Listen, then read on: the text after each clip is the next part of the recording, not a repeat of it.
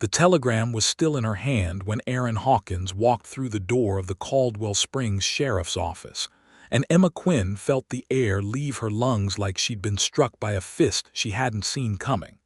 He was alive. After 3 months of silence, after 37 letters returned unopened, after the darkest season of her life when she had nearly convinced herself that she had imagined the whole thing, that she had imagined him, Aaron Hawkins walked through that door, and every carefully constructed wall she had built around her heart began to crack at once. But it wasn't the sight of him that undid her, not entirely.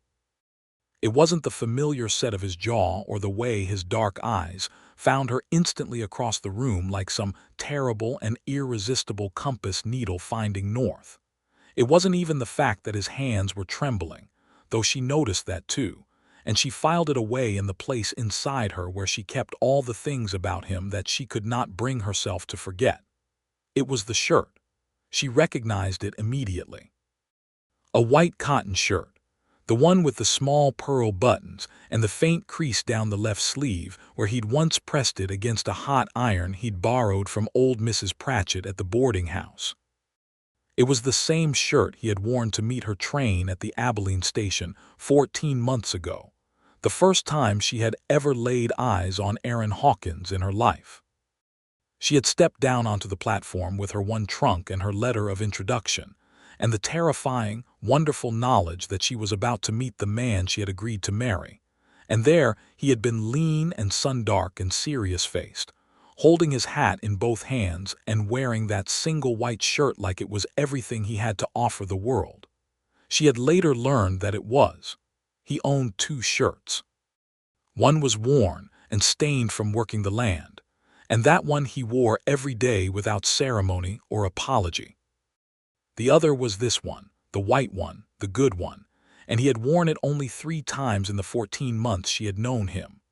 The first time to meet her train, the second time to marry her, and now a third time walking through the sheriff's door into the middle of the worst night of her life with the telegram about his supposed death still creasing in her grip, and a secret so enormous it had nearly swallowed them both.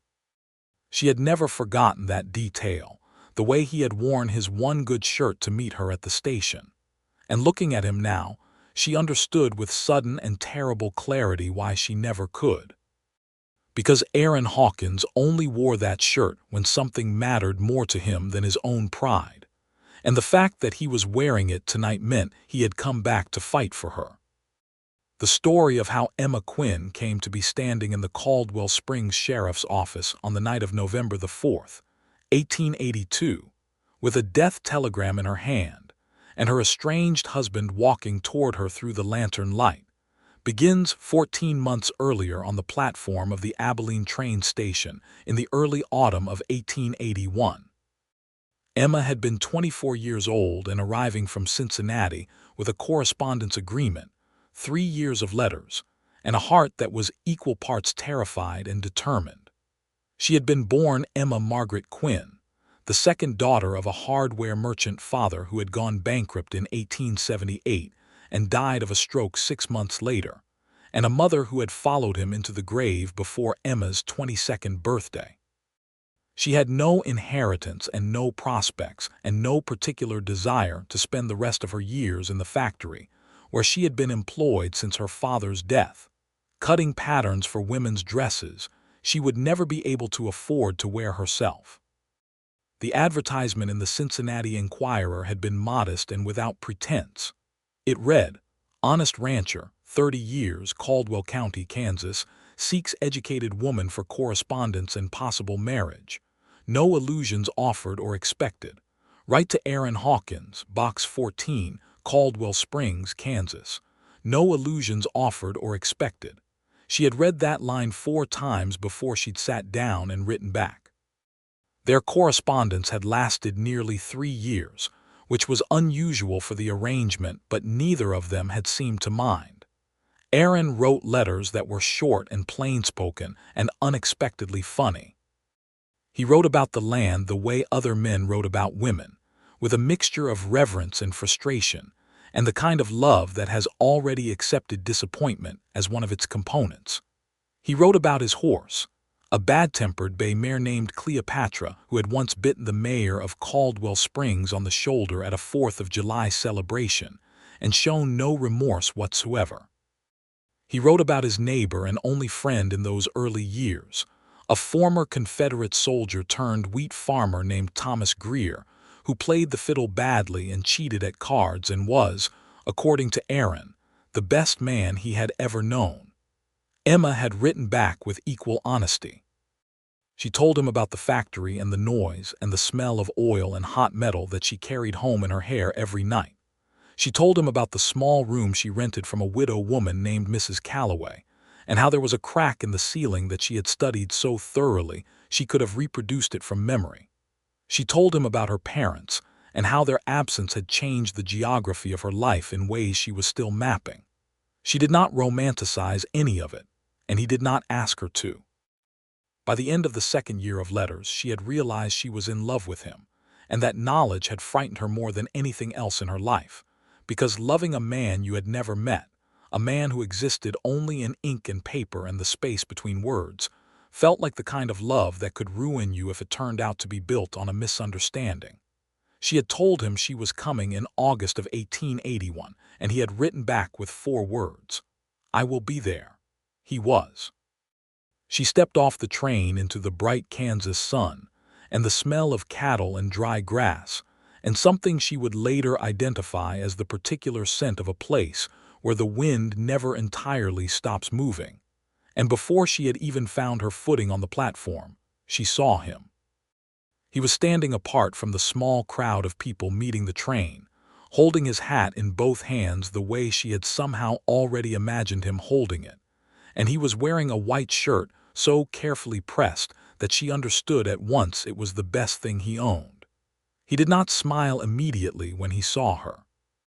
He looked at her with an intensity that was not aggressive but was entirely honest, like a man who has been waiting a long time for something and cannot quite believe it has arrived, and she looked back at him with the same quality of attention, and for a moment neither of them moved. Then she walked toward him and held out her hand and said, "Mr. Hawkins, I'm Emma Quinn." And he said, "I know. I recognized you from your letters." She laughed because that made no logical sense at all, and he smiled for the first time. And the smile was devastating in its unexpectedness, because it transformed his serious face entirely and made him look briefly, brilliantly young. "That doesn't make any sense," she told him. "No," he agreed, "but it's true." They were married 6 weeks later, in early October 1881, in the small whitewashed church on the edge of Caldwell Springs. It was a simple ceremony witnessed by Thomas Greer and his wife Clara and the pastor, a methodical man named Reverend Holloway, who performed the service with the brisk efficiency of someone who had long ago accepted that on the frontier, even sacred things required practicality. Aaron wore the white shirt. Emma wore the blue dress she had brought from Cincinnati, the one she'd saved her factory wages for 2 years to buy, and she carried a small bunch of wildflowers that Clara Greer had gathered that morning from the creek bank. When Aaron placed the ring on her finger, a thin gold band that had belonged to his mother, his hands were steady and his eyes were on her face the entire time, and Emma made a private and irrevocable decision that she was going to love this man with everything she had, and to the absolute limits of her capacity for love, because he had worn his one good shirt to the station, and he had looked at her like she was something already familiar and precious. And those 2 facts together had told her more about Aaron Hawkins than 3 years of letters had managed to accomplish. The first months of their marriage were not easy, but they were real, and Emma had been enough of a realist to understand that real was worth more than easy in the long run. The ranch was modest, around 400 acres of mixed grass and scrubland in the rolling country east of Caldwell Springs, with a good creek running through the southern portion, and a herd of 60-odd cattle that Aaron managed largely alone with occasional help hired during roundup and branding. The house was small, 2 rooms and a sleeping loft, built from local limestone and cottonwood timber, and it was scrupulously clean in the way that solitary men sometimes keep their spaces, as a form of discipline rather than comfort. Emma changed it slowly and without apology, adding curtains to the windows and a braided rug she made herself from strips of worn clothing, planting a kitchen garden in the spring, bringing a rhythm and a warmth to the small space that Aaron accepted with a quiet gratitude she found immensely moving. He was not a demonstrative man by nature, but she had learned to read his silences the way she read his letters, carefully and between the lines, and what she read there was love. Steady, unshowy, entirely committed love of the kind that doesn't require an audience. It was Thomas Greer who first told her about Dalton Webb. She had been at the Greer farm one afternoon in late November, helping Clara put up the last of the winter preserves, when Thomas came in from the fields with a look on his face that Emma recognized as the look of a man carrying news he would rather not carry. "There's talk in town," Thomas said, sitting down at his kitchen table without removing his coat. "About Aaron and the Dalton Webb matter." Emma set down the jar she was holding. "What Dalton Webb matter?" Thomas and Clara exchanged a look that Emma clocked instantly, the look of people who realize they have assumed someone knows something she doesn't, and Clara quietly left the kitchen to occupy herself elsewhere, which told Emma that whatever was coming was not small. Dalton Webb was, Thomas explained, a land speculator who had arrived in Caldwell County in 1879, 2 years before Emma, with money from Eastern investors and a talent for identifying parcels of land that were likely to appreciate in value once the railroad expansion pushed further into central Kansas.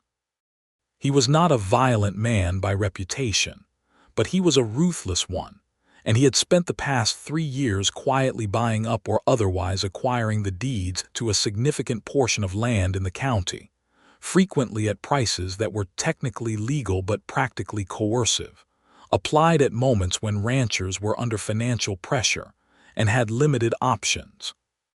Aaron's land was adjacent to a larger parcel that Webb had his eye on for a cattle operation he was planning to develop with his Eastern investors, and the creek that ran through the southern portion of Aaron's property was, Thomas said very carefully, the only reliable year-round water source for about 12 miles in any direction.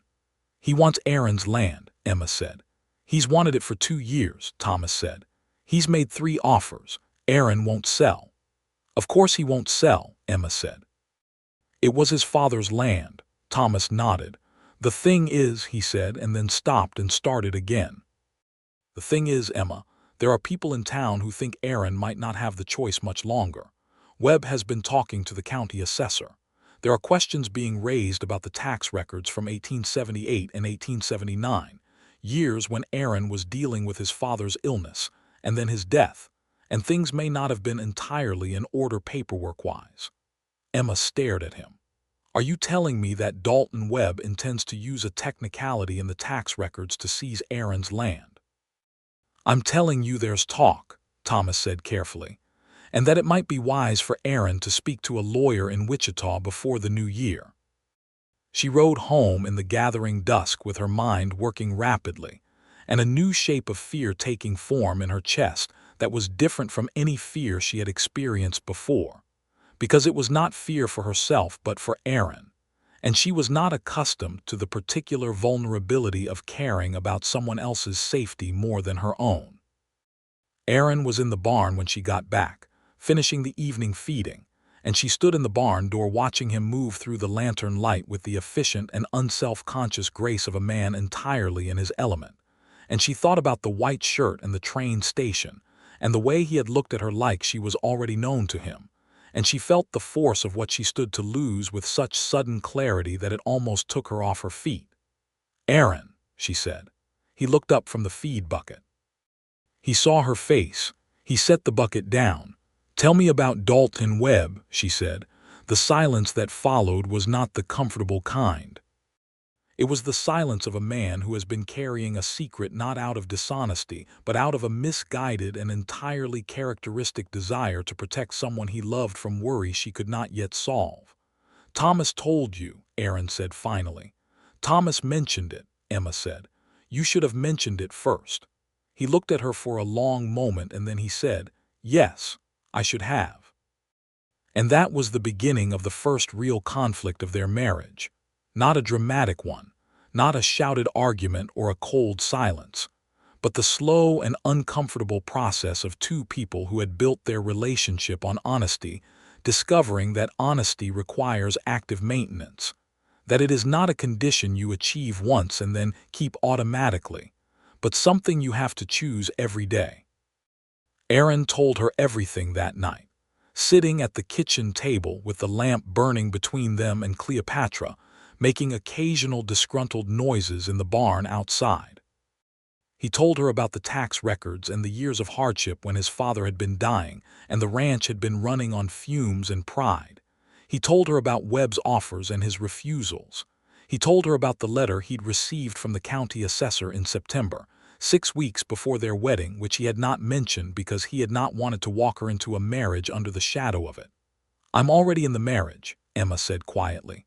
The shadow too. I know, he said. Then we face the shadow together, she said. That's what the word means, Aaron, together. He reached across the table and took her hand, and the look on his face was the look she had been learning to translate, the one that meant he was feeling something larger than his usual vocabulary could comfortably hold, and she squeezed his hand and held it. They wrote to a lawyer in Wichita the next morning. The lawyer's name was Elias Croft, a meticulous man in his 50s who charged fair fees and kept excellent records, and he wrote back within a week with an assessment that was cautiously hopeful. The tax records from 1878 were indeed incomplete, but incompleteness was not the same as fraud, and there were witnesses and supplementary documents that could be assembled to contest any challenge to the title. It would take time and it would cost money, neither of which Aaron had in abundance, but it was not, Croft assured them, a hopeless situation. It was Thomas Greer who found the darker information, in the way that Thomas frequently found things, through a combination of genuine friendliness and the highly specific information network that exists in any small community between the people who drink together, worship together, and share the daily indignities of frontier survival. Dalton Webb, it turned out, was not simply a land speculator. He was a man with a hidden past of considerable darkness, involving a land fraud case in Missouri in 1876 that had been settled quietly and expensively before it reached a criminal court, and a more recent entanglement with a group of investors in Topeka whose money he had handled with a looseness that fell somewhere between negligence and theft. None of this was yet known in Caldwell Springs, where Webb had arrived presenting himself as a legitimate businessman with Eastern backing and respectable intentions. Thomas brought this information to Aaron and Emma on a cold December evening, sitting by their fire with Clara beside him, and the four of them talked through the implications for a long time while the wind found the gaps in the limestone walls and the lamp flame shivered. If this information became known to the right people, Emma said carefully, it would significantly undermine Webb's credibility in any legal proceeding he brought against the tax records. Assuming we could get the information documented, Aaron said. Assuming, Croft had written in his last letter, there exists documentary evidence of prior fraud, it could materially affect the county assessor's willingness to pursue any action on Webb's behalf. Emma looked at Aaron and Aaron looked at Emma, and a decision passed between them without words, the way decisions sometimes do between people who have learned to communicate in more dimensions than speech. The winter of 1881 to 1882 was hard, as winters in Kansas are hard, with the cold coming early and staying late, and the cattle requiring constant management to keep them from drifting too far in the blizzards that swept down from the north in February, with the flat, relentless violence of something that holds no personal grudge, but will destroy you anyway. Aaron worked the land from before dawn to after dark, and Emma kept the books and wrote the letters and made the house a place worth coming home to. And between the two of them, They built something during that winter that was stronger than the sum of its parts. They wrote to a contact in Missouri that Elias Croft had identified, a former court clerk in St. Louis who had documentary evidence of the 1876 fraud settlement, and who was willing, for a modest fee, to provide certified copies. The copies arrived in March, and Emma read through them at the kitchen table with a concentration that Aaron watched from across the room, half admiring and half afraid of, because the expression on her face was the expression of a woman who has identified the mechanism of a trap and is already working out how to spring it safely. "We can't use this directly," she told him. "Not without risking Webb finding out we have it before Croft can present it properly. If he knows we have it and he feels cornered, he'll accelerate whatever he's planning with the assessor." "So what do we do?" Aaron asked. "We wait," Emma said. "We build the full case and we wait for the right moment." Waiting was not Aaron's natural inclination, any more than patience was Cleopatra's natural inclination, but he trusted Emma's judgment in these matters with the same wholeness of trust that he gave to very few things, and so they waited. Spring came to the Kansas grasslands with its usual extravagance, the green coming so fast and so violently after the brown winter that it almost looked aggressive. And with the spring came more cattle to brand and the kitchen garden to plant, and a general expansion of life on the ranch that Emma had not anticipated being so purely joyful. She had never lived close to the land before, never understood the particular intimacy of growing things and tending animals, and watching weather with the attention of someone whose livelihood depends on reading it correctly. And she found that this life, which she had entered as a pragmatic arrangement between two practical people, had somewhere in the past 7 months become the thing she wanted most in the world to keep.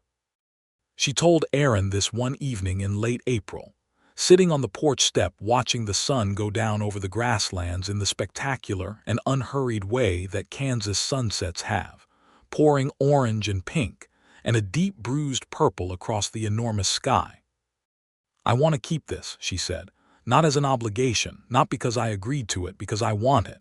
He was sitting on the step beside her, close enough that his shoulder was touching hers, and he turned to look at her with that particular quality of attention that she had first experienced on the train station platform and had never quite gotten used to. "So do I," he said.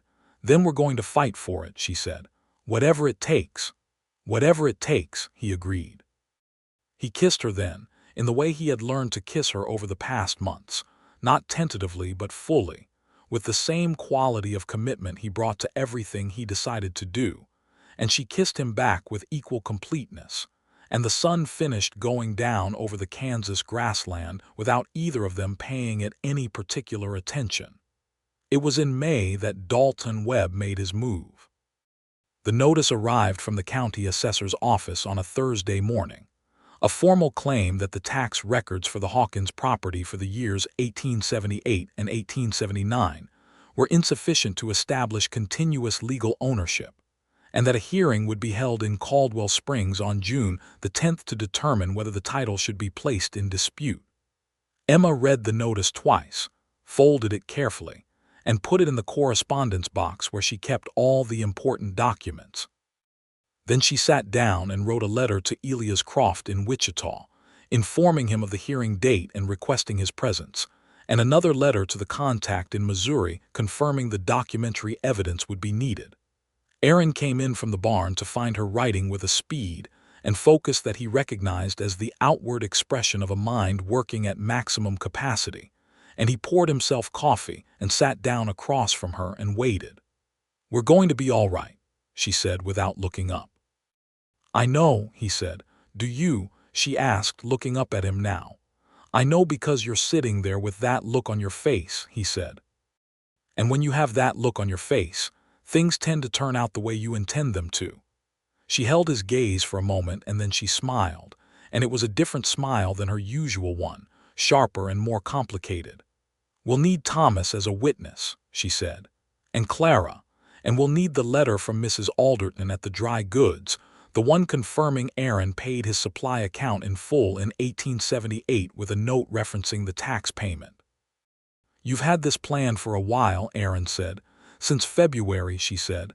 "I wasn't going to mention it until I was sure we had everything." He stared at her. "Emma." "I know," she said. "I should have told you. You should have told me." "I'm telling you now," she said. "And I'm telling you it's going to work."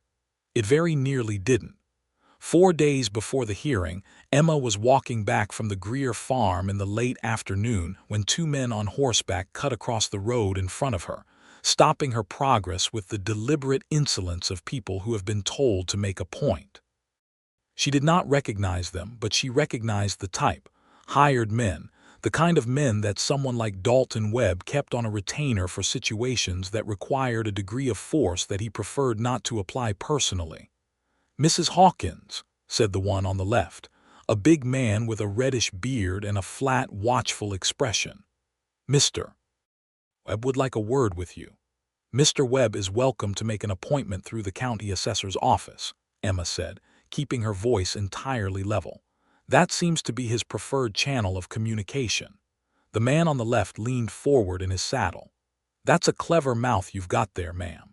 Mr. Webb thinks your husband might be persuaded to see reason about the land if you were to explain to him that the situation has moved past the point where legal proceedings are the primary concern." The second man had said nothing, but he had moved his horse slightly to the left, blocking her way around. Emma looked from one to the other and then she said, "Tell Mr.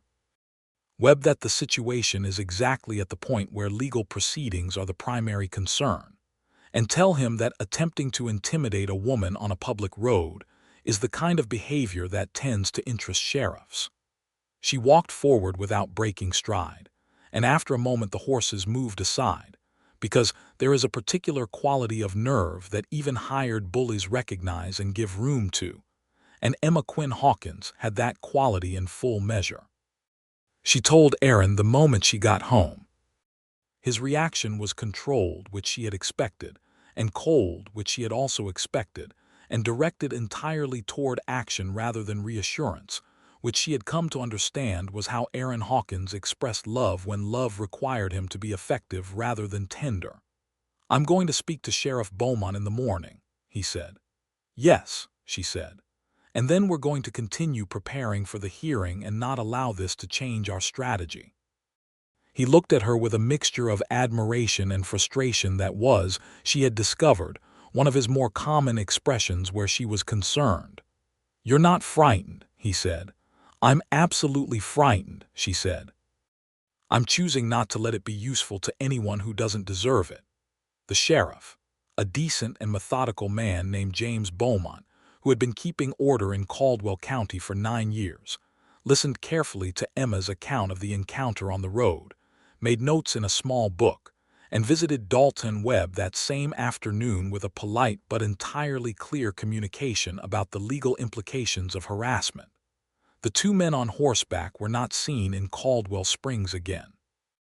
On June the 10th, Elias Croft arrived from Wichita on the morning train, a compact and precise man in a good wool suit who shook Emma's hand with the direct attention of someone who has recognized a capable mind and is adjusting his working assumptions accordingly. He reviewed the documents Emma had assembled with methodical care, and when he looked up, his expression was one of restrained professional satisfaction. "This is a solid case," he said. "The Missouri documents are particularly useful. If Webb's prior conduct can be established before the assessor, it will significantly undermine the credibility of this entire proceeding." The hearing was held in the county courthouse, a room that smelled of wood polish and old paper, and the accumulated weight of decisions that had changed people's lives. Dalton Webb was present, seated on the opposing side with his own lawyer, a sharp-faced man from Topeka named Morris who had the look of someone accustomed to winning on technicalities. Webb himself was a man of about 50, silver-haired and well-dressed, and possessed of the particular social ease of someone who has spent years presenting a carefully constructed surface to the world. He looked at Aaron with the mild disdain of a man who expects to win, and he looked at Emma with something more complicated, a reassessment, she thought, of the situation he had believed he controlled. The hearing went 4 hours. Croft was meticulous and thorough, presenting the supplementary records and witness statements with a precision that systematically dismantled the assessor's claimed irregularities. Thomas and Clara Greer testified to the continuity of Aaron's operation of the ranch through the difficult years of his father's illness. Mrs. Alderton's letter was entered into record. And then Croft presented the Missouri documents, quietly and without drama, and Morris objected strenuously.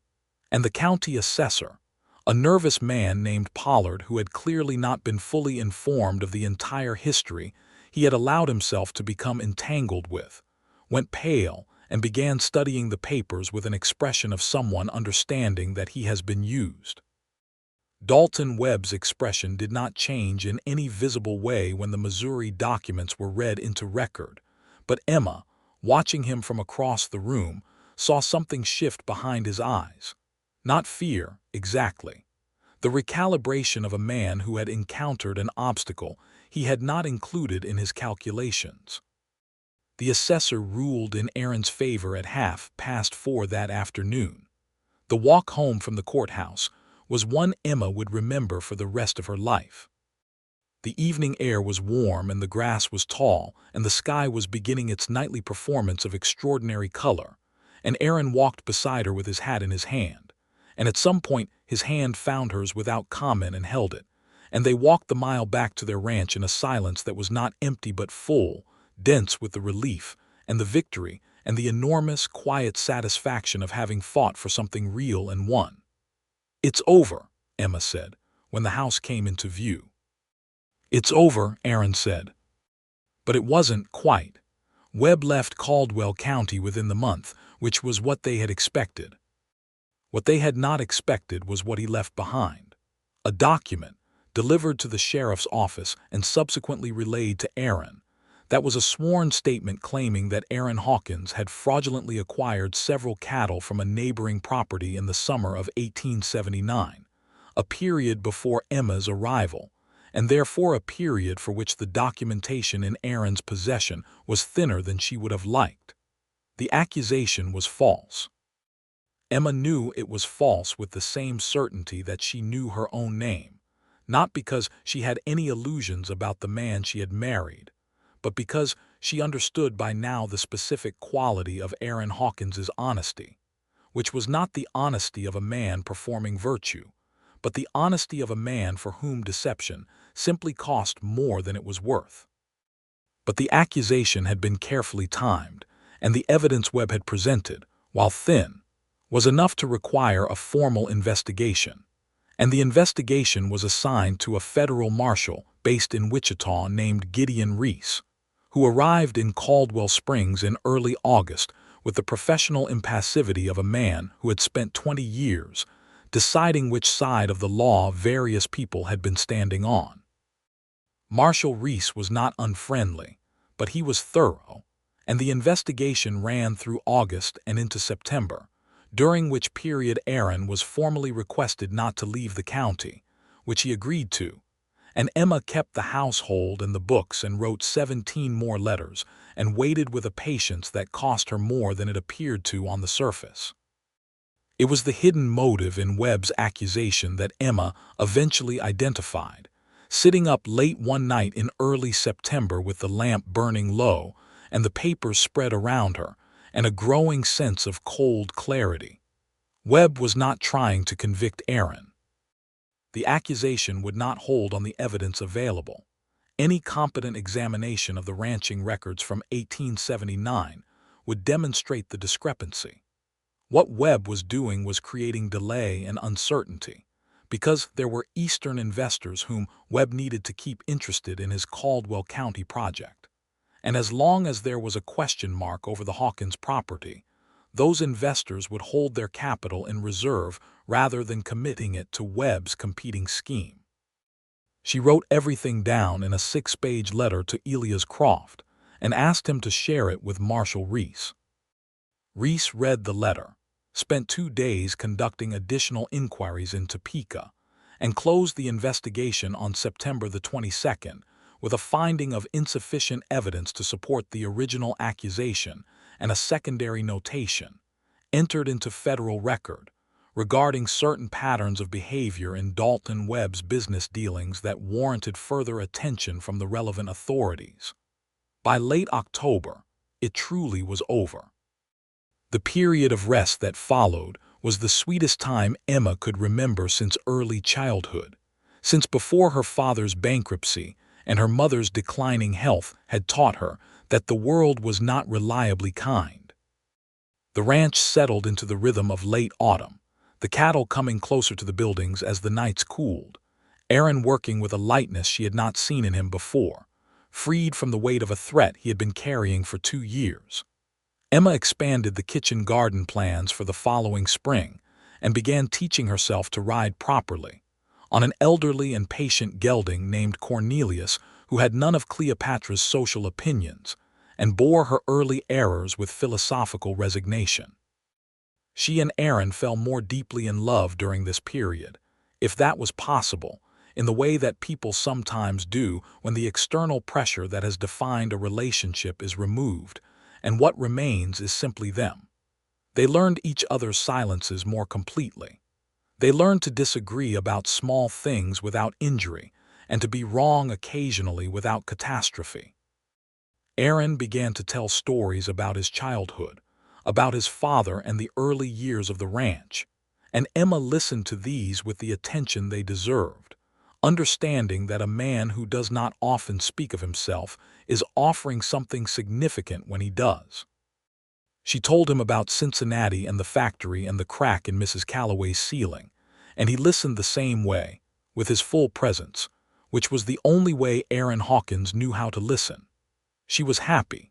She had not, she realized, been simply happy for a very long time, and the recognition of it was almost startling, like looking up and noticing the sky is an extraordinary blue and wondering how long it has been that color without your noticing. In November, the darkness arrived from a direction she had not anticipated. A letter came from Wichita, and it was not from Elias Croft. It was from a woman named Sarah Aldridge, and it was addressed to Aaron, and Emma, who collected the post from the box at the end of the road, carried it inside and set it on the table with the same measured calm with which she handled all information until she understood it. Aaron read the letter that evening, and his face, which she had learned so completely by now that she could read it the way she read weather, went through a series of expressions that she watched with the quiet, terrible attention of someone who understands that they are witnessing something significant, and that the next few minutes are going to matter a great deal. He set the letter down on the table. "I need to tell you something," he said. "Something I should have told you before we were married." Emma folded her hands in her lap and waited. Sarah Aldridge had been a woman Aaron had known in the period before Emma's arrival, in the years of isolation and hardship that had preceded their correspondence.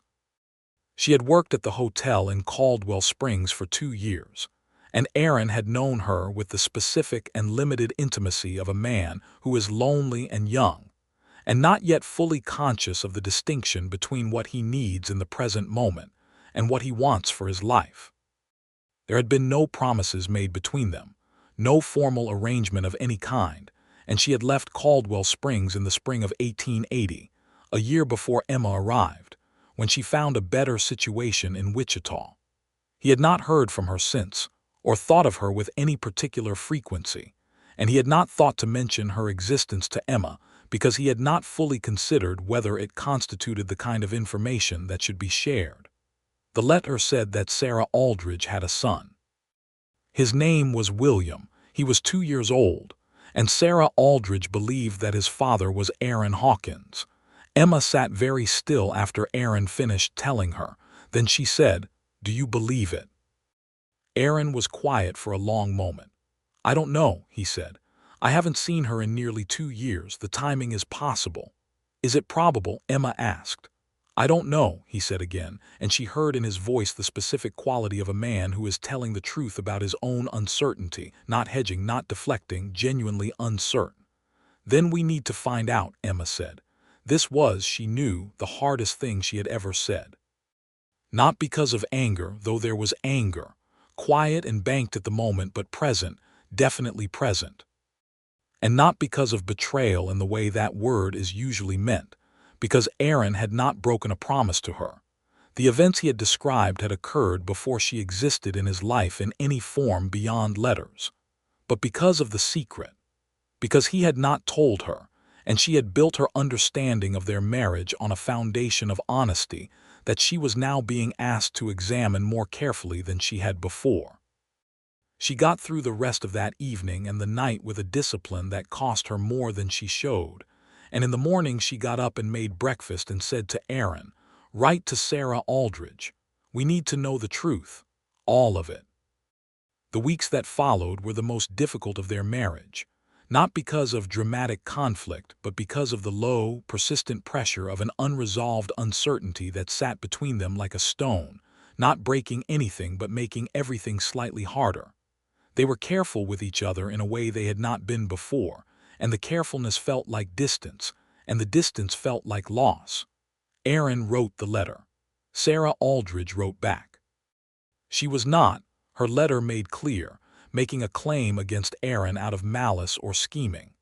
She was a woman in a difficult situation who was asking for acknowledgement, nothing more.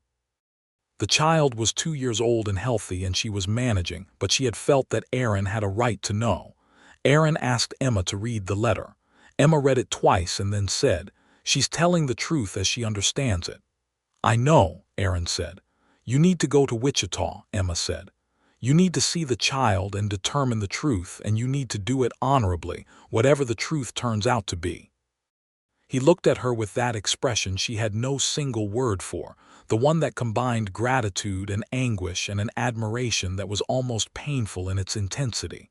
"Emma, go," she said, "and come back and tell me what is true, and then we will decide what to do."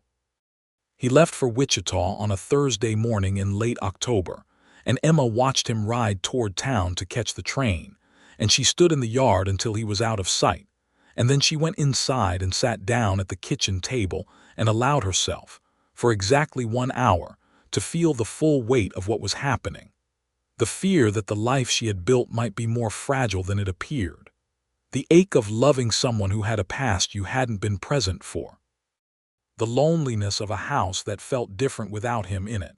Not empty in the way it might have felt before she'd known him, but specifically, painfully his shape empty. She gave herself the hour and then she stood up and went back to work. 3 days passed, then 4, then a week. She wrote to Aaron at the address he had left her, the Drovers Hotel in Wichita, and got no reply. She wrote again and got no reply.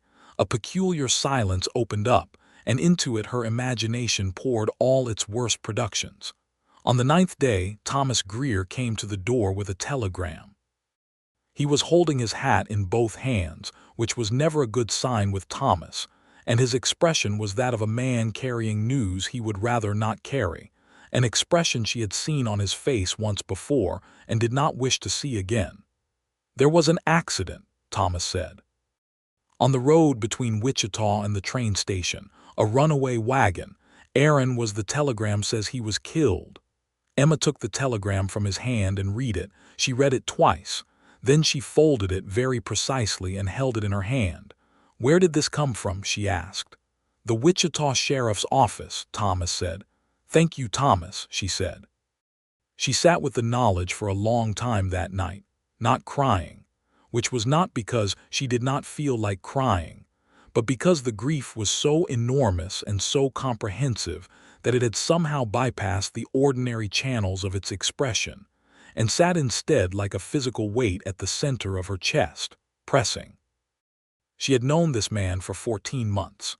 She had loved him for longer than that if she counted the letters, which she did.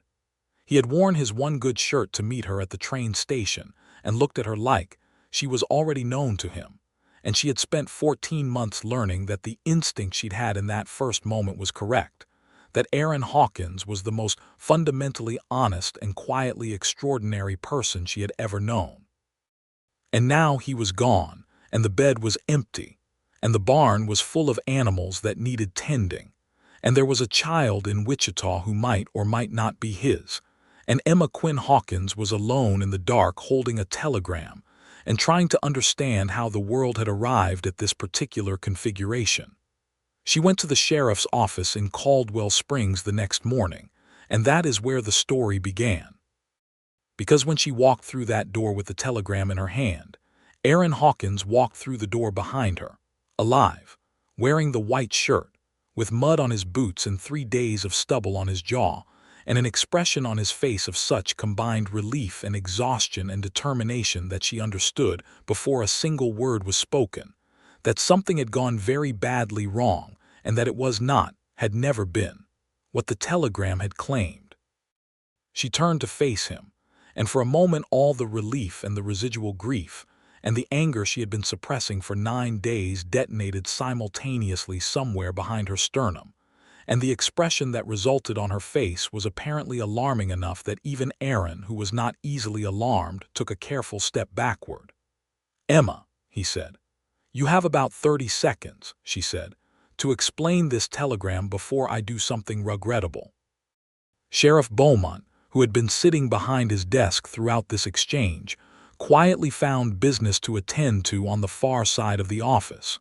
Aaron told her everything.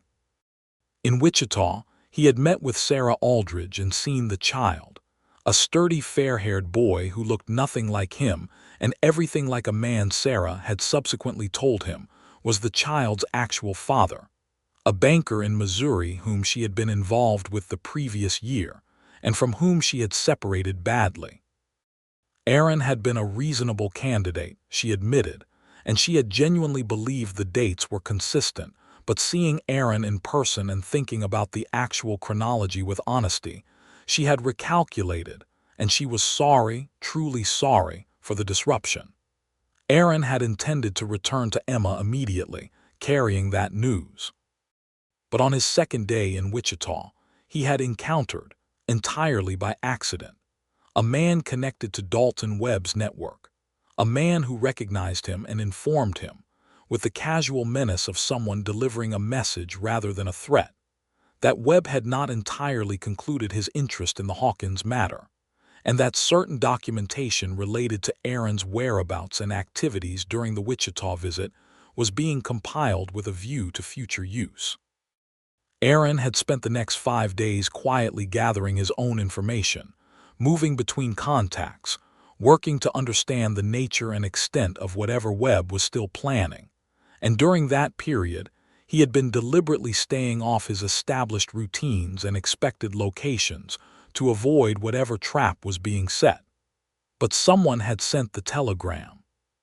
Someone in Webb's network had obtained access to the Wichita Sheriff's communication channels and had sent a false death notification in order to do one of two things: to test how Emma and the Caldwell Springs community would respond, gathering intelligence about what she would do in his absence, or to cause her enough distress and disorientation that her management of the ranch and the legal situation would be compromised. Aaron had found out about the telegram only 2 days ago from a contact at the Wichita Marshal's office who had noticed the irregularity in the outgoing communications record.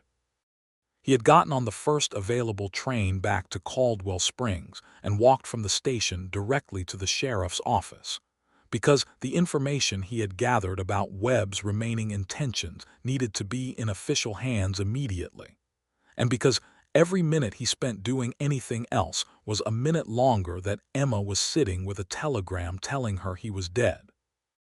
He had known, as he walked from the station to the sheriff's office with the information burning in his chest and the knowledge of what she had been carrying for 9 days making every step feel weighted, that he needed to be wearing something that said what he could not immediately say. That said, "I came back." That said, "You are the first thing and the most important thing, and I am here." He had put on the white shirt before he got off the train. Emma looked at him for a long, long moment after he finished speaking.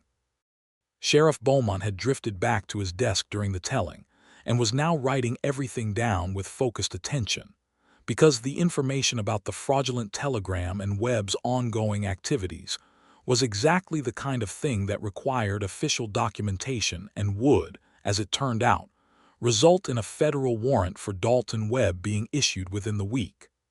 "The shirt," Emma said finally, and her voice was not entirely steady. Aaron looked down at himself and then back at her. "It needed to say something," he said, quickly. She crossed the room in 3 steps and walked into him, and he wrapped his arms around her with a completeness and a force that told her everything the shirt had been saying from the doorway. And she pressed her face against his shoulder and breathed him in. And the grief and the fear and the 9 terrible days dissolved into relief so acute it felt, for a moment, almost like grief itself. "Don't ever do that again," she said into his shoulder. "Send you a fraudulent death telegram," he said. "Stay away for 9 days without finding a way to tell me you're alive." "Yes," he said, "that." "I'm sorry, Emma." She stayed in his arms for a long moment, and then she stepped back and looked at him and said, "Tell me the rest of what you found out about Webb." Marshall Reese arrived from Wichita 4 days later, and the information Aaron had gathered, combined with the documentation already on file and the evidence of the fraudulent telegram, was sufficient to support federal charges against Dalton Webb for fraud, extortion, and interference with official communications. Webb was arrested in Topeka 6 days before Christmas of 1882 and held for trial, and the story of his activities in Caldwell County and in Missouri and in Topeka became, over the following months, a matter of considerable regional public interest that confirmed everything Aaron and Emma had suspected about the hidden motive behind every move he had made. Christmas of 1882 was quiet and full and entirely without the shadows that had darkened most of the past 14 months. Thomas and Clara came for dinner, and they ate roast beef and apple pie, and talked and laughed with the specific warm freedom of people who have been through a difficult time together, and come out the other side still standing and still fond of each other. And Aaron played the guitar that he owned but rarely mentioned, and had almost never played in front of Emma. And it turned out he played it beautifully, in the understated and technically precise way that he did everything he had committed to learning. And Emma sat listening to him in the firelight, and felt something settle permanently in her chest that had been restless for as long as she could remember. After Thomas and Clara had gone and the house was quiet, they sat by the fire together, and Aaron said without preamble, the way he said things that mattered, "I want to build on the east room, add another bedroom." Emma looked at him. "Why?" she said. "Because I think we might need one," he said. She held his gaze for a moment, and then she said very quietly, "Yes, I think we might." She was pregnant. She had suspected it for about 3 weeks and had been waiting for the right moment to say it, which turned out to be exactly this moment, this quiet firelit Christmas night in the house they had fought for together. Aaron Hawkins's reaction to this information was not the reaction of a man who has been surprised. It was the reaction of a man who has been waiting, perhaps without fully knowing he was waiting, for something that completes a picture he has been building in his mind for the past 14 months. He crossed the space between them and sat beside her and took her face in both his hands and looked at her with that expression. She had spent 14 months learning to translate. And then he kissed her temple, very gently, and said nothing at all, because there was nothing to say that the silence did not say better. The winter passed with a particular quality of contained happiness that Emma had no previous experience of, having never before been part of something that was growing rather than diminishing. Aaron began work on the East Room addition in January, hiring 2 men from town to help with the construction, and the house grew around them through February and March as the baby grew inside Emma, and both constructions felt like the same project, an expansion of everything they had built together into the territory of the future. She experienced the pregnancy with characteristic practicality and very little drama, maintaining the household and the books and the garden planning through the winter and into the spring, and Aaron watched her with the combination of admiration and barely suppressed protectiveness that Emma found simultaneously touching and mildly exasperating. "I am not fragile," she told him in March, when he attempted to carry a box of books she had already picked up. "I know you're not fragile," he said. "I'm carrying the books anyway. Why? Because I want to, he said, with the specific simplicity of a man who has decided something and will not be argued out of it, and she let him carry the books. The East Room was finished in April, and Thomas Greer came to inspect it with the proprietary satisfaction of a man who had watched the relevant lumber be sourced, and who had opinions about the quality of the planing. Clara brought a quilt she had made through the winter, blue and white cotton squares in a double wedding ring pattern that she had been working on in secret since Christmas. And Emma held it, and felt the particular specific gratitude of knowing that her life was inhabited by people who had taken quiet care of things she hadn't known needed caring for. In May, Emma made a discovery in the East Room during the final stages of fitting it out that stopped her completely in the middle of the afternoon. Aaron had built a small shelf into the wall beside the window, and on the shelf he had placed a single object, a framed piece of paper. She picked it up and read it, and it was the first letter she had ever written him, 13 years ago in Cincinnati on a Tuesday evening after reading his advertisement in the newspaper 4 times. The one that began, "Mr. Hawkins, I have no illusions to offer and no interest in receiving them, but I think we might have something worth the cost of a stamp to investigate. Here is what I can tell you about myself honestly." She held the frame and looked at it for a long time, and when Aaron came in from the barn he found her still standing by the window with it, and he looked at her expression and said, "I've had it since the beginning." "You carried it with you," she said. "Everywhere I went," he said, "for 3 years, before I met you and after." She set the frame down on the shelf very carefully, and then she turned and looked at him in the late afternoon light and said, "Aaron Hawkins, I have been in love with you for longer than I know how to calculate." "I know," he said. "I've been in love with you since the second letter." "The second letter was about the factory," she said. "It was the least romantic letter I have ever written." "Yes," he said, "and it was the letter where I knew." She went to him, and he held her, and outside the window the Kansas spring was in full extravagance, the grass tall and green, and the sky that extraordinary blue, and somewhere in the barn Cleopatra expressed her displeasure about something in her characteristic fashion, and Cornelius responded with philosophical silence. And it was the most completely, unreservedly perfect moment Emma Quinn had ever occupied. Their son was born on the 14th of June, 1883, during a thunderstorm that came rolling across the prairie from the northwest, with a grandeur that seemed, in retrospect, appropriate. Clara Greer served as midwife with the capable efficiency of a woman who had attended a number of frontier births, and Thomas waited in the front room with Aaron, who was not managing the waiting with anything like his usual composure and who had, Clara reported afterward with great enjoyment, paced the full length of the front room approximately 200 times. When Clara opened the door and told him he had a son, Aaron Hawkins did something that nobody who knew him would ever entirely have predicted, and that Emma would describe to people for the rest of her life. He sat down in the nearest chair and put his face in his hands and shook, not with grief, but with something that had no clean word attached to it, something that was relief and joy, and the terror of loving something so completely that the thought of its fragility is almost unbearable.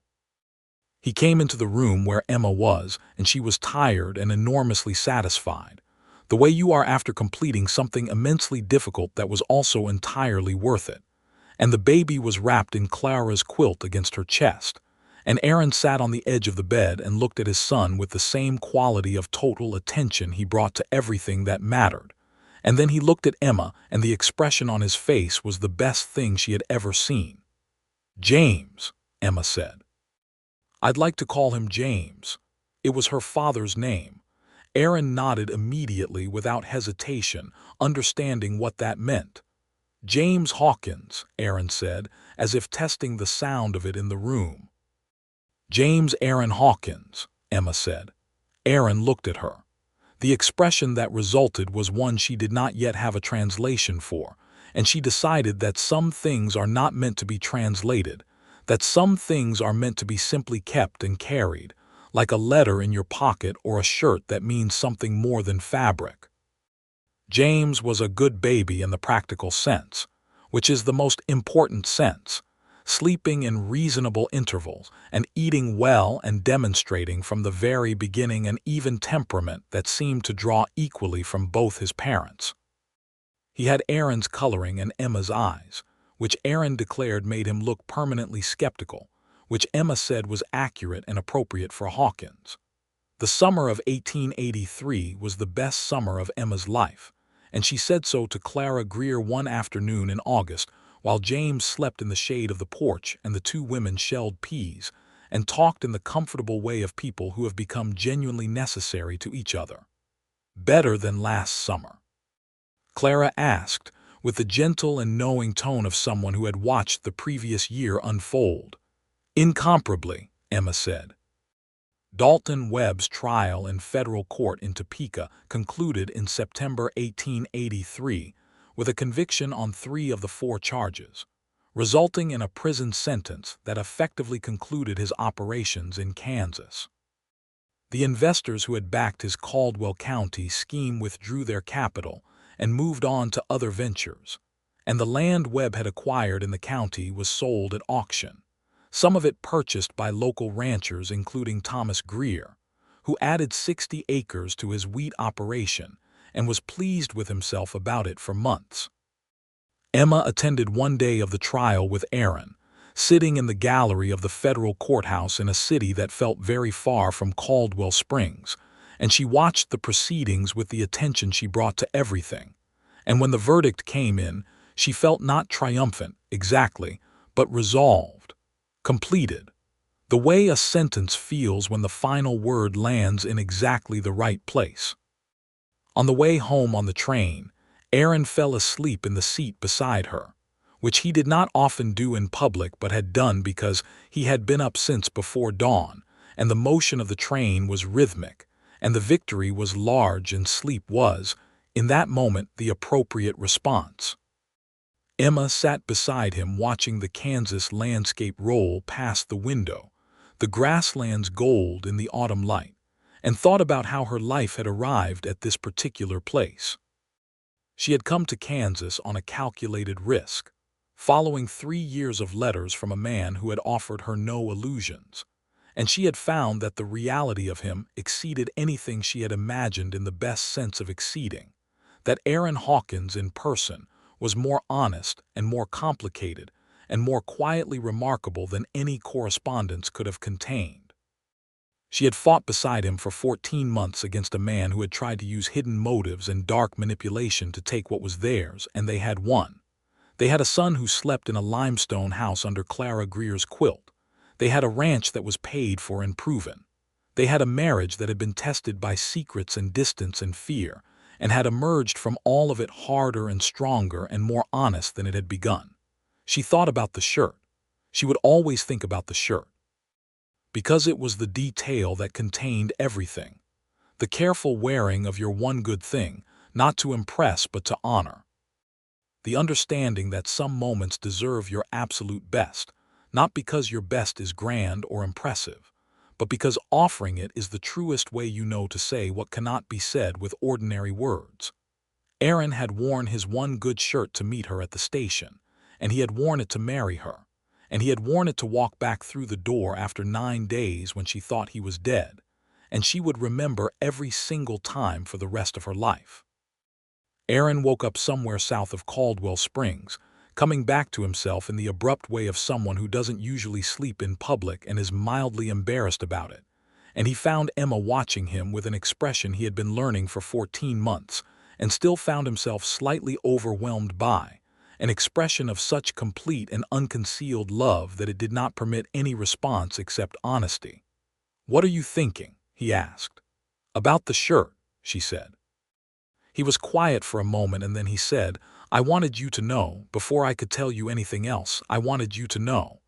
"I knew," she said. "I know you knew," he said. "You always do." She leaned her head against his shoulder for the rest of the journey home, and he did not move away, and the train carried them south through the autumn grasslands toward Caldwell Springs, where their son was waiting with Clara Greer, and the limestone house was waiting with the east room and the shelf and the framed first letter, and all the accumulated evidence of a life that two people had built together from honesty and stubbornness, and the specific and indestructible kind of love that does not require illusions, because the truth of it is sufficient. By the spring of 1884, the Hawkins Ranch had grown by 80 acres, purchased from the Webb auction at a price Aaron described as extraordinarily fair and Emma described as a direct consequence of Webb's legacy of fraud, which had depressed land values across the area. They hired a permanent hand, a young man named Davis who was 17 and eager and entirely hopeless with a rope, until Aaron spent 2 months teaching him, and the operation expanded to include a small wheat planting on the new acreage that Emma had suggested, and Aaron had initially been skeptical of, and subsequently became enthusiastic about with the specific completeness of a man who only changes his mind when he's completely sure. James walked for the first time at 11 months, taking 4 unsteady steps from Emma toward Aaron with an expression of profound concentration, and then sitting down with an expression of satisfaction that both his parents recognized as entirely characteristic. Aaron picked him up and looked at him with that open, uncomplicated love that fatherhood had revealed in him, a tenderness that was not inconsistent with his nature, but was perhaps its most direct expression, and Emma stood watching them with her arms folded and a warmth in her chest that had no adequate name.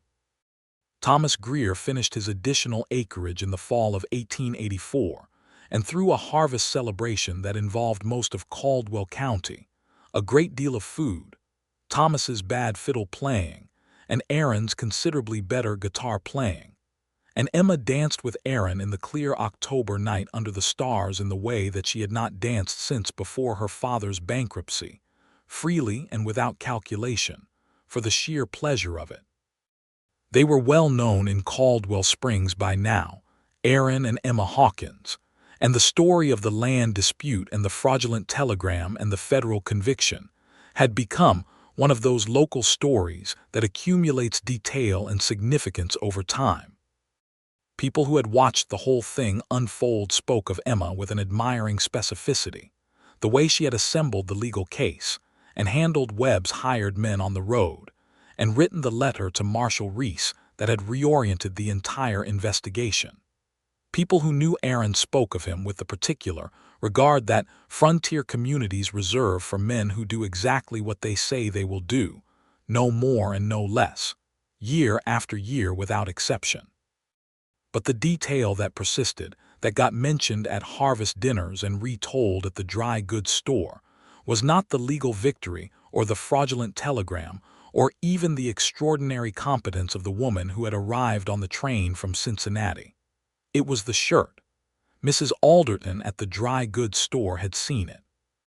She had been on the station platform the day Emma arrived, meeting her own cousin from the east, and she remembered Aaron Hawkins standing apart from the small crowd with his hat in his hands, and that white shirt pressed to within an inch of its life, and the way Emma had stepped off the train and found him with her eyes before he'd had to do anything at all. He had one good shirt, Mrs. Alderton was known to say, and he wore it to meet her at the station, and you could see, just from that one thing, that it was going to be all right.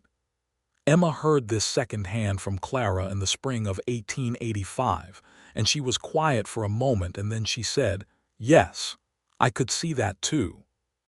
By the fall of 1885, the ranch was running 300 cattle, and the wheat crop had been profitable for 2 consecutive years, and Davis had learned to rope with a proficiency that had moved from adequate to genuinely impressive. Emma had taken on the bookkeeping for 2 other ranches in the county at the request of their owners, who had heard about the case and drawn the obvious conclusion about her capabilities, and the additional income allowed for a further expansion of the house that included a proper parlor and a second sleeping room that James claimed immediately and with great decisiveness. Emma was pregnant again, which she informed Aaron on a November evening in 1885 with the directness that characterized all her major communications. And Aaron's response was to stand up from the kitchen table, cross the room, take her face in both hands, and kiss her in a way that made the previous 4 years of very good kisses seem like preparation. "Good," he said when he eventually stepped back. "That's all," she said. "Good. More than good," he said. "I don't have a word large enough." "You never do," she said. "That's why I married you." He looked puzzled, which she found charming. "That's why you married me, because I don't have large enough words." "Because you find other ways to say what you mean," she said. "Shirts and first letters on shelves and looking at a woman like she's already known to you on a train station platform. Those are better than words, Aaron. Words are just approximations." He thought about this for a moment. "That might be the most generous interpretation of my conversational limitations anyone has ever offered," he said. "It's not generosity," she said. "It's accuracy."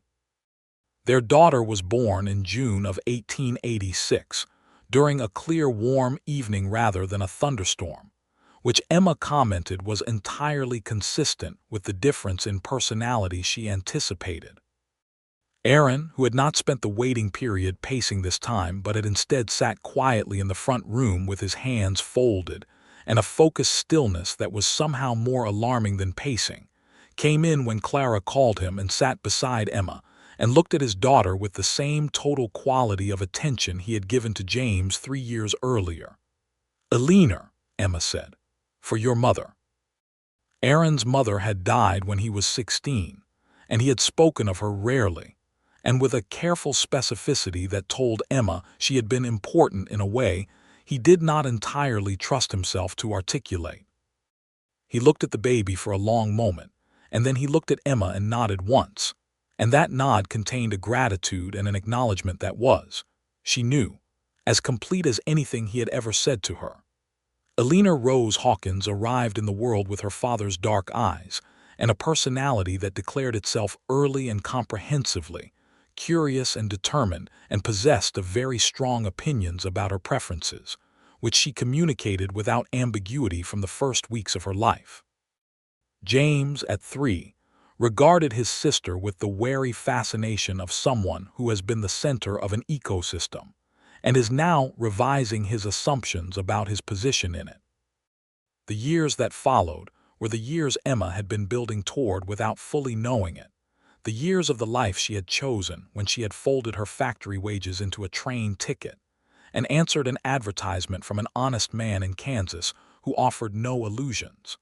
They were full years, complicated in the ordinary ways of full lives, with seasons of difficulty and seasons of abundance, and the continuous daily work of keeping something real and alive and growing.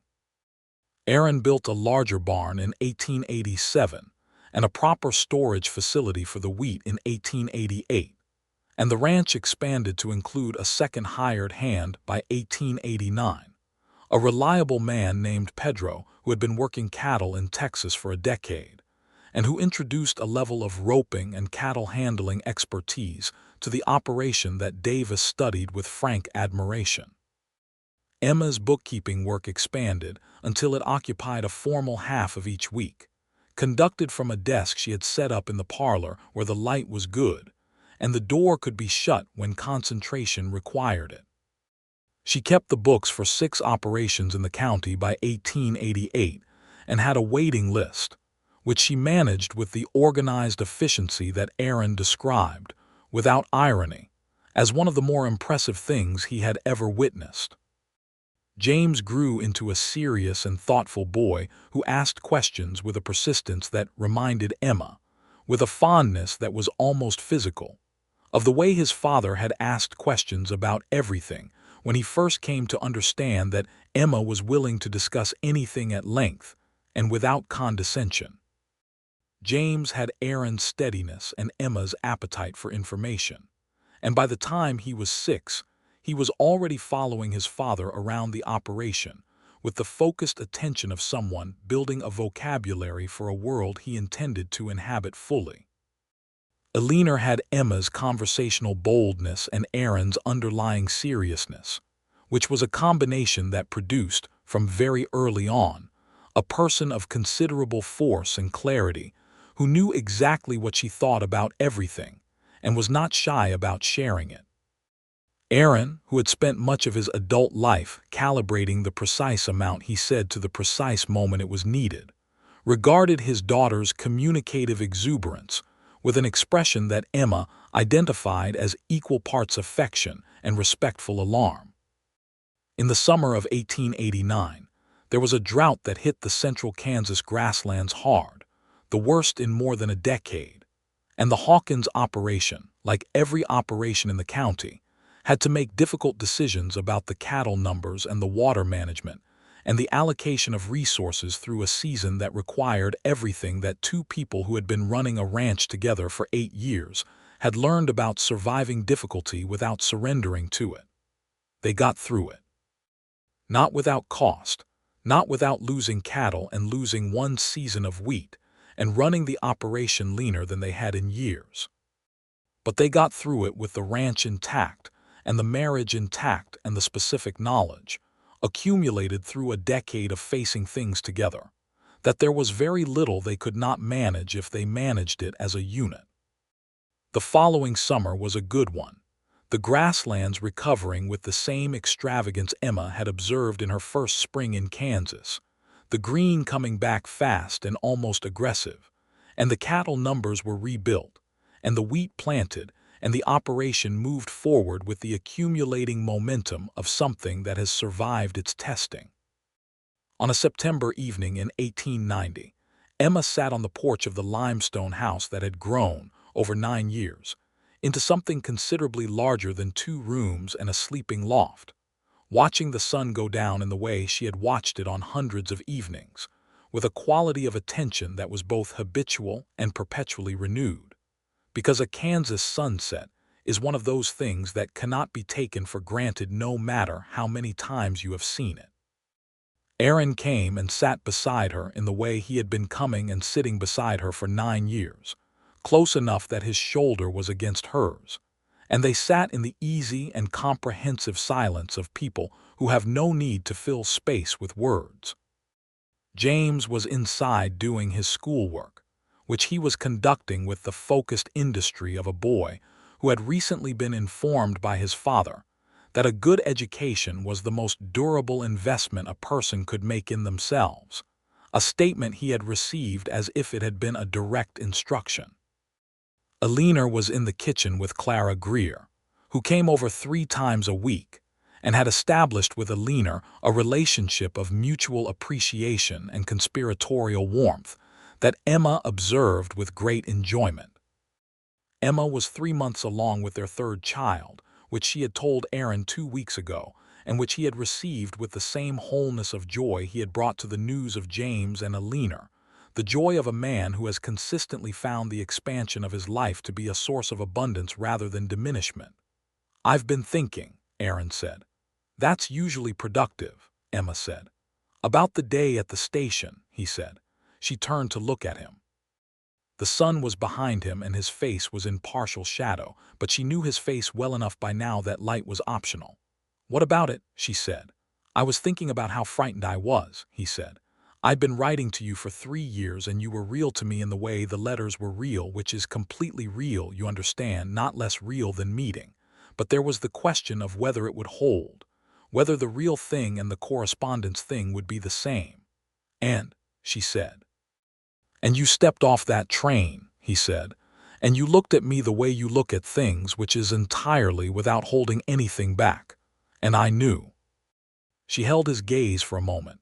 "I knew too," she said, "from the shirt." "The shirt," he said, with the particular slight smile that she had been accumulating for 9 years and still found devastating. "You wore your one good thing," she said, "to meet me. That told me everything I needed to know about who you were." He was quiet for a moment. Then he said, "I still have it." "I know you still have it," she said. "I pressed it for you 3 months ago." He laughed, which he did more often now than he had at the beginning, and the sound of it in the evening air was the same as it always was, unexpected and whole. "When do you think I'll wear it next?" She thought about it. She looked at him, at the good solid fact of him, The 9 years of shared history present in the lines of his face and the ease of the way he held himself beside her. The man who had written her 4 words when she told him she was coming, "I will be there," and had meant them in every sense they were possible to mean. "When this one arrives," she said, putting her hand briefly on her stomach. "You'll wear it the day this one arrives." "Yes," he said, "I will."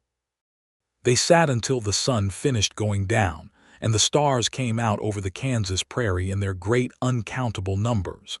And Alina could be heard inside the house, making an argument to Clara that involved several logical steps and at least one incontestable piece of evidence.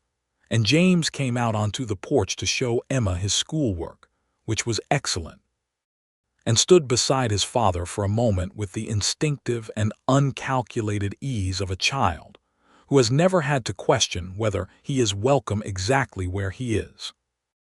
Their second son was born in April of 1891, on a clear morning with the spring wind moving through the new grass, and the house full of the familiar good noise of a life being lived fully and without reservation. Aaron wore the white shirt. It had been washed and pressed, and it still had the faint crease on the left sleeve where the iron had caught it once, years ago in the beginning of things.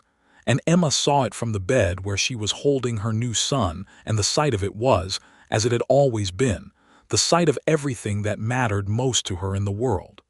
She had never forgotten the detail. She never would. They named the baby Robert, and he had Emma's light coloring and Aaron's focused, watchful eyes.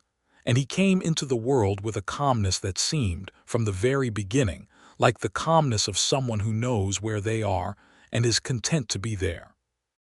The 4 of them, James and Alina and Robert, and the one who would eventually be known to everyone as the baby, the 4th child who arrived 2 years later in 1893, making Emma and Aaron look at each other with expressions of mutual delight and mock alarm, grew up in the limestone house on the Caldwell County grasslands with the particular richness of children who have been raised with honesty and without illusions, by 2 people who had chosen each other on the basis of clear information and kept choosing each other every day since.